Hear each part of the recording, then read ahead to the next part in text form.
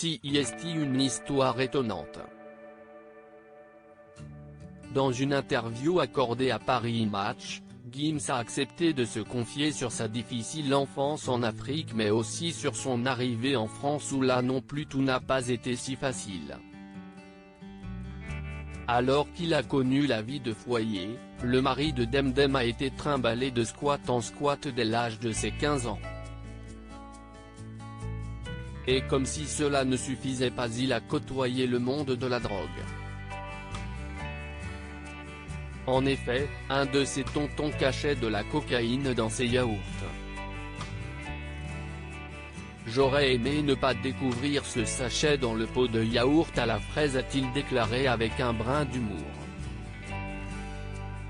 C'était un gars qui vivait dans le squat avec nous qui cachait sa marchandise. Et quelle cachette! On l'appelait le pétrolier parce qu'il dépannait tout le monde. A ensuite confié Gims. Selon les dires du chanteur de 34 ans, il ne se rendait pas compte de l'ampleur des choses.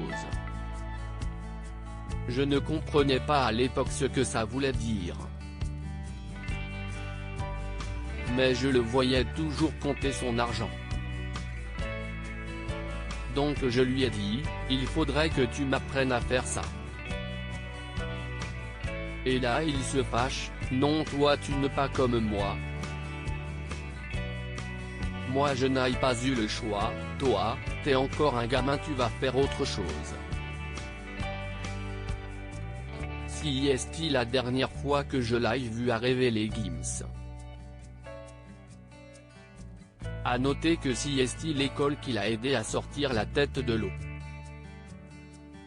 CIST là que j'ai découvert les valeurs de la France, la fierté, les personnages phares, a-t-il ajouté. Gims, un homme tolérant avec ses 6 enfants, Gims ne reproduit pas les mêmes erreurs. Il fait attention à tous ses faits et gestes mais reste malgré tout tolérant. Je suis à l'écoute, assez tolérant, je laisse mes enfants s'épanouir.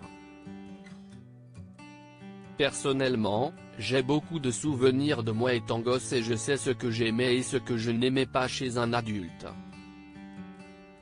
Je n'ai pas envie que mes enfants aient cette vision de moi. Je les laisse s'amuser, a-t-il conclu dans les colonnes de Télévision Mag.